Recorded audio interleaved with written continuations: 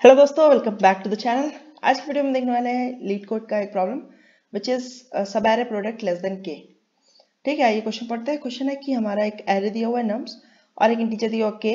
हमें बतानी है ऐसी नंबर ऑफ सब एरेज सच दैट उनका जो प्रोडक्ट होगा सब एरे के एलिमेंट्स का वो आपका स्ट्रिक्टली लेस देन के होना चाहिए। ठीक, तो जैसे कि एग्जाम्पल देखते हैं। एग्जाम्पल हमारे पास ये जैसे एरे है, तो इसकी कितनी सब एरेज होंगी पहली फर्स्ट ऑफ ऑल। तो किसी भी एरे के सब एरे अगर उसमें n एलिमेंट्स है मान लीजिए किसी एरे में, तो उसकी सब एरेज टोटल होती हैं कि हम अब हमारे पास n स्टार्टिंग पॉइंट्स होंगे और n ही हमारे पास एंड पॉइंट्स होंगे। ठीक, तो एक स्टार्टिंग पॉइंट और एक एंड पॉइंट को मिला के हमारी सब एरे को डिफाइन कर सकते हैं आप कि यहाँ से यहाँ तक की पूरी एरे। ठीक, तो n स्टार्टिंग पॉइंट्स है आपके पास और n आपके पास है एंडिंग पॉइंट्स, तो इसका मतलब कि आपकी टोटल सब एरेज कितनी हो जाएंगी? टोटल सब एरेज हो जाएंगी n स्क्वायर। तो इस एरे में n स्क्वायर सब एरेज हैं। आपको बताना उन n स्क्वायर सब एरेज में से कितनी ऐसी सब एरेज हैं सच दैट कि उन सब एरे, यानी कि अगर आपकी मान लीजिए सब एरे है 5 to 6, तो इसका आपका प्रोडक्ट क्या हो जाएगा? प्रोडक्ट हो जाएगा आपका 60।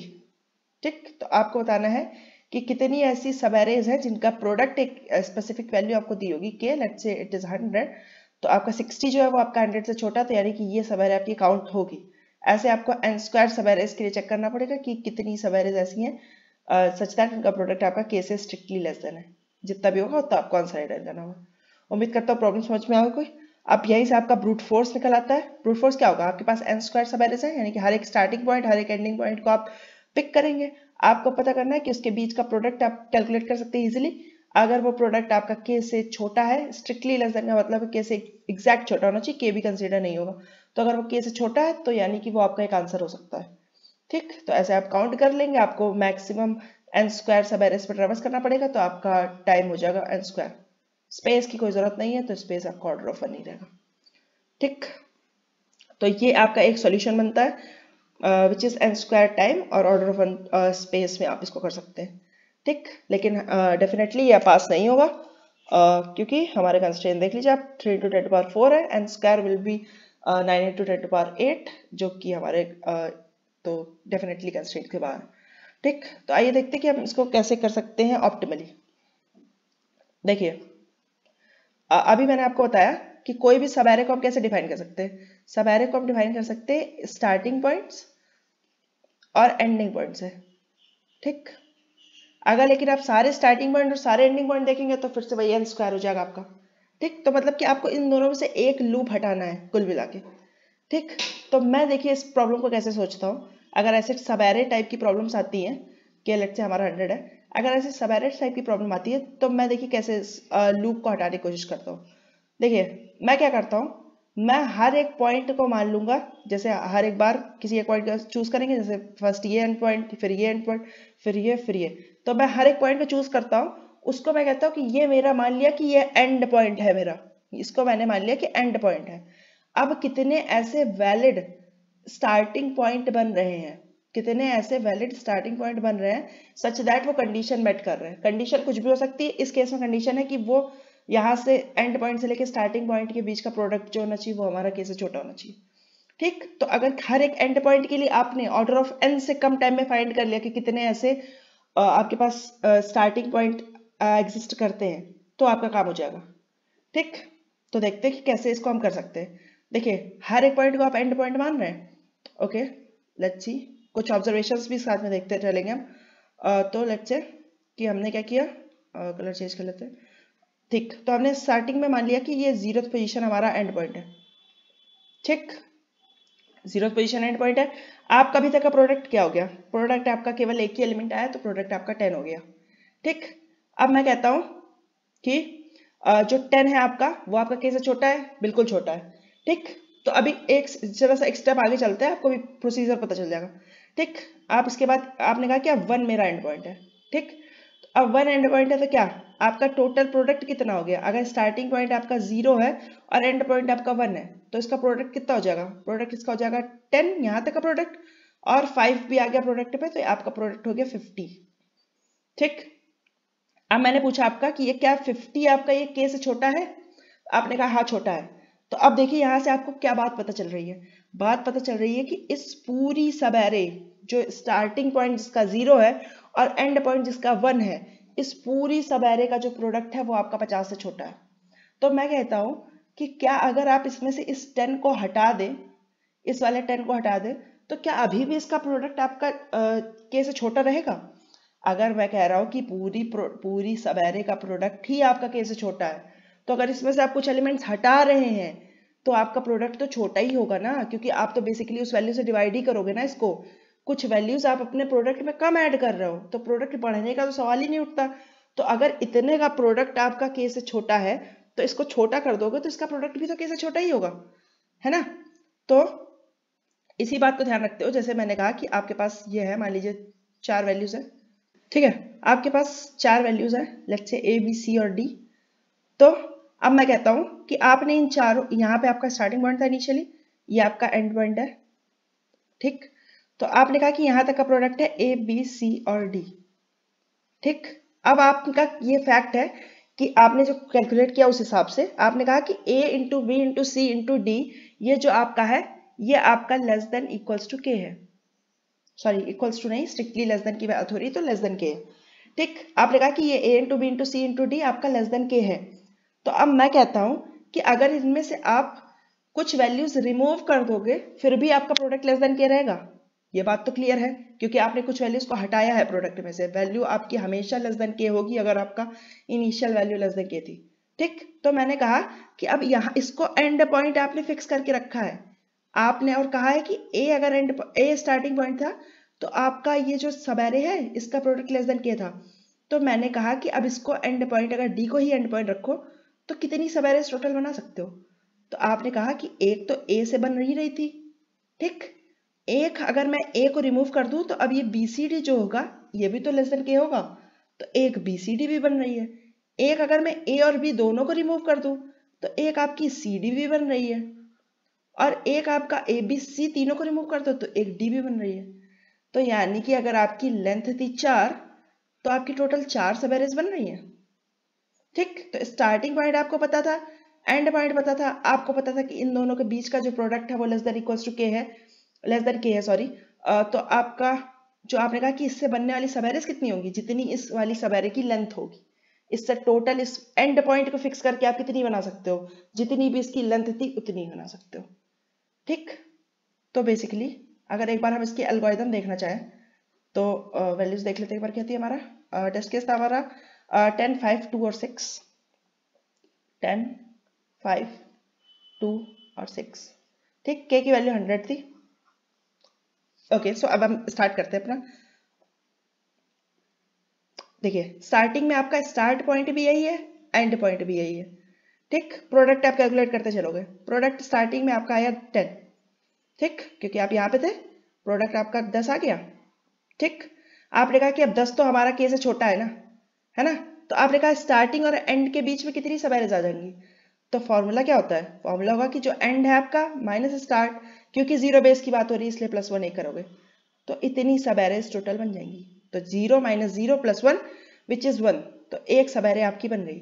आपने अपने आंसर में कहा कि मेरी एक सब एरे बन रही है, ठीक। अब आपने कहा कि अब हम अपने एंड पॉइंट को आगे बढ़ाते हैं, क्योंकि अभी तक तो ये छोटा ही था ना, तो अपने एंड पॉइंट को आगे बढ़ाओगे, एंड पॉइंट आगे बढ़ाओगे तो ये आपका 50 हो जाएगा, क्योंकि 10 × 5 50, आपका एंड पॉइंट अब यहाँ पे आ चुका है, ठीक है। एंड पॉइंट यहाँ पे आ चुका है। आपने अब देखा कि आपका क्या प्रोडक्ट जो आ रहा है वो अगर क्या आपका के से छोटा है, तो आपने कहा छोटा है, तो यानी कि ये सब एरे अभी तक वैलिड है, ठीक। आपने कहा स्टार्टिंग पॉइंट यहाँ और एंड पॉइंट यहाँ अभी तक वैलिड है, लेकिन आपको क्या कैलकुलेट करना है, टोटल सब एरेज एंडिंग एट दिस ई, ठीक। तो वो कितनी हो जाएंगी, वो हो जाएगी, एक तो स्टार्टिंग पॉइंट इसी को मान लो, एक स्टार्टिंग पॉइंट इसको मान लो, ठीक। तो वो कितनी हो जाएंगी, इसमें अगर फिर से रखे तो 1 - 0 + 1 दैट इज 2, तो आपकी 2 सब एरेज और आ गई, तो 1 + 2 दैट इज 3, ठीक। अब आपने कहा कि अगर अभी तक प्रोडक्ट छोटा था आगे बढ़ो, ई को आपने आगे बढ़ा दिया, एंड पॉइंट अब आपका 2 फिक्स कर दिया आपने, ठीक। टोटल ये कितना हो जाएगा, प्रोडक्ट हो गया आपका 50 × 2 100। अब क्या 100 आपका 100 से छोटा है, नहीं, स्ट्रिक्टली लेस देन की बात हो रही, इक्वल भी नहीं चलेगा। क्या आपका 100 आपका 100 से छोटा है, नहीं छोटा है, तो मतलब कि ये एक जो पूरी सब एरे है ये आपकी तो काम नहीं करेगी। तो आपने कहा लेकिन मुझे एंड पॉइंट तो ई को ही फिक्स रखना है, तो क्या करोगे आपने कहा कि फिर मैं स्टार्टिंग पॉइंट को आगे बढ़ाता हूँ, क्योंकि हमारी ये सब एरे तो काम कर नहीं रही है, लेकिन एंड पॉइंट यही रहेगा, तो रिमूव किधर से करोगे? रिमूव तो स्टार्टिंग की तरफ से ही करोगे ना। तो आपने कहा स्टार्टिंग की तरफ को आगे बढ़ाओ, स्टार्टिंग मतलब अब यहाँ पे होनी चाहिए। तो अब ये 10 का इफेक्ट इसमें से हटाना पड़ेगा ना, इस प्रोडक्ट में से। तो 10 से इसको आप डिवाइड कर दो, तो आपका बच्चा क्या 10, which is Indeed 5 into 2 that is 10, है ना। तो आपका प्रोडक्ट कितना हो गया? प्रोडक्ट आप क्या हो गया 10। कलर चेंज कर लेते हैं, प्रोडक्ट आपका हो गया 10, ठीक है। आपने कहा कि अब स्टार्टिंग ये है और एंड ये है। अब देखा आपने क्या, अब क्या चेक कंडीशन ट्रू हो रही है कि आपका जो प्रोडक्ट है वो आपका कैसे छोटा है? आपने कहा बिल्कुल ट्रू हो रही है। तो अब आपको अगर 2 पे एंड होने वाली सब एरेज पता करनी है तो कितनी होंगी? तो क्या हो जाएगा, फॉर्मूले में रखेंगे अगर हम, तो एंड पॉइंट है आपका 2, स्टार्ट पॉइंट है 1, तो 2 - 1 1 + 1 दैट इज 2। तो 2 सब एरेज बन रही है, एक आपकी हो जाएगी 5 2 और एक हो जाएगी आपकी खाली 2, ठीक। तो आपने कहा कि इसमें 2 और ऐड कर लो, तो आपका ये 5 हो गया, ठीक है। अब आपने कहा कि अब हमारी ये कंडीशन तो ट्रू हो रही थी, तो एंड पॉइंट को उठा के आगे रखोगे। एंड पॉइंट का आपने अब रखा है कि 3 पे, कि एंड पॉइंट मेरा है 3, थर्ड इंडेक्स। अब आपने कहा कि इसमें मल्टीप्लाई करा लो 6 का, तो ये हो जाएगा आपका 60, ठीक। अब आपने देखा कि क्या ये 60 आपका के से छोटा है? अभी तक छोटा है। तो अब क्या करेंगे आप, फिर से आप पूरी सब एरेज चेक करेंगे, 3 पे एंड होने वाली कितनी बनेंगी? 3 - 1 + 1 दैट इज 3। तो आपने कहा इसको भी आप अपने आंसर में रख लो। आंसर कितना हो जाएगा आपका 8। अब आपने कहा कि इसके आगे तो कुछ है ही नहीं, खत्म हो गया। तो मतलब एंड आपका जब लास्ट में पहुंच गया, सबको एक एक बार आपने एंड पॉइंट बनने का मौका दिया। इसको एंड पॉइंट फिक्स कर दो, तो अब कितनी सब एरेज यहाँ पे बन जाएंगी इस एंड पॉइंट को फिक्स करके, ये आप निकालने की कोशिश कर रहे हो। अगर कोई भी स्टार्टिंग पॉइंट इस कंडीशन को सेटिस्फाई कर रहा है तो उसके बाद के सारे स्टार्टिंग पॉइंट इस कंडीशन को सेटिस्फाई करेंगे। ये एक छोटा सा इंट्यूशन था कि आप देखिए, मैं ये कह रहा हूं कि इस एंड पॉइंट के लिए अगर a सेटिस्फाई कर रहा है कि a into B into C into D आपका लेस देन k है, तो मैं कह रहा हूं कि इसके बाद के जितने भी स्टार्टिंग पॉइंट्स होंगे, that is b starting point बने, चाहे c स्टार्टिंग पॉइंट बने, चाहे d खुद स्टार्टिंग पॉइंट बने, ये सब भी सेटिस्फाई करेंगे, क्योंकि कुछ ना कुछ तो इसमें से आप निकाल ही रहे हो। a into B into C into D में से कुछ ना कुछ आप हटा रहे हो, यानी कि a into B into C into D था, उसमें से आपने a को हटा दिया तो b स्टार्टिंग पॉइंट बन गया, b into C into D.